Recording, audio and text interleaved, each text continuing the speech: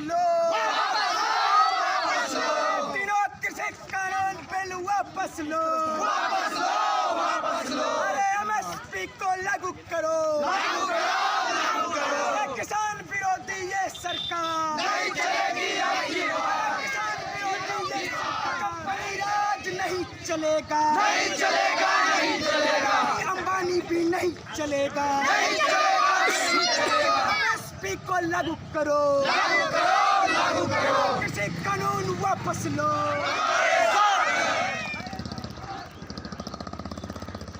के लिए किसान के संबंधित किसान संगठनों से बात करनी चाहिए थी, लेकिन ऐसा है बेकार बात किए हुए आनंद फानन में कृषि ये कानून लागू किया गया है। ये 3 कानून किसान के विरुद्ध में, ये बिल्कुल गलत है।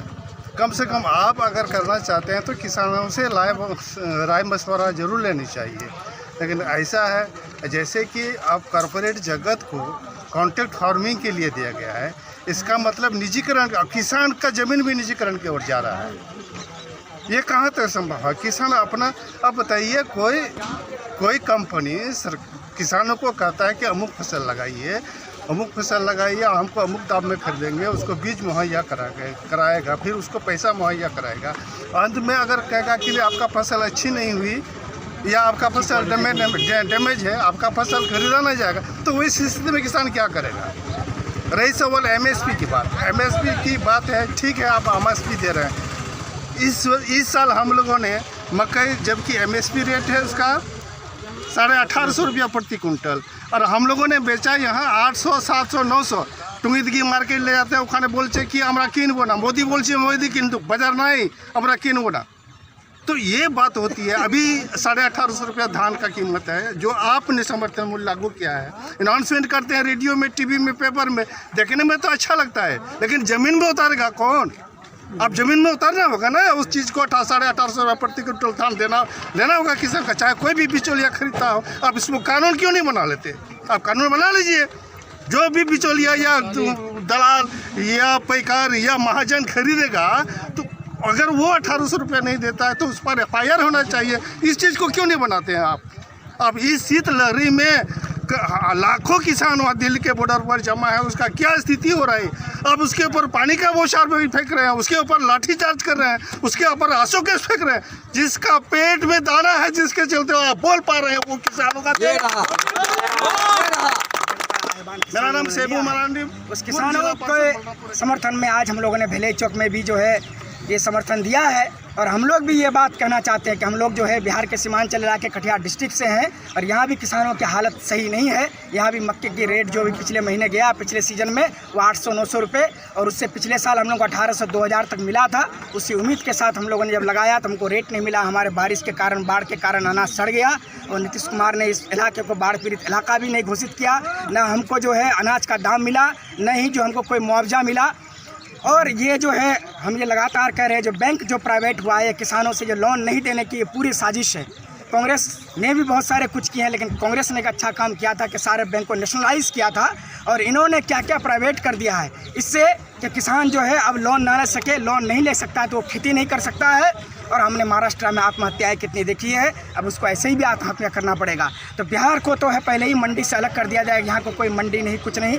अब जो है लगातार इस मोदी सरकार में तमिलनाडु के किसान, महाराष्ट्र के किसान आंदोलन करते रहे हैं, लेकिन वो आंदोलन जो है अब पंजाब, हरियाणा और यूपी में आया है। और मुझे लगता है कि पूरे किसानों ने जिस तरह से दिल्ली को घेर के रखा है, ये लगातार 6 महीने तक की गारंटी करते हैं कि हम अगर नहीं बढ़ेगा, हम 6 महीना तक संघर्ष करने के लिए हैं। उसी संघर्ष का साथ देने के लिए हमारे कटिहार डिस्ट्रिक्ट बार से भेले चौक से हम तमाम साथियों ने, तमाम दुकानदारों ने समर्थन दिया है कि आज भारत बंद है और भेले चौक भी आज बंद है। क्या करते हैं कि मजदूरों से बात हो, उनके हित की बात हो।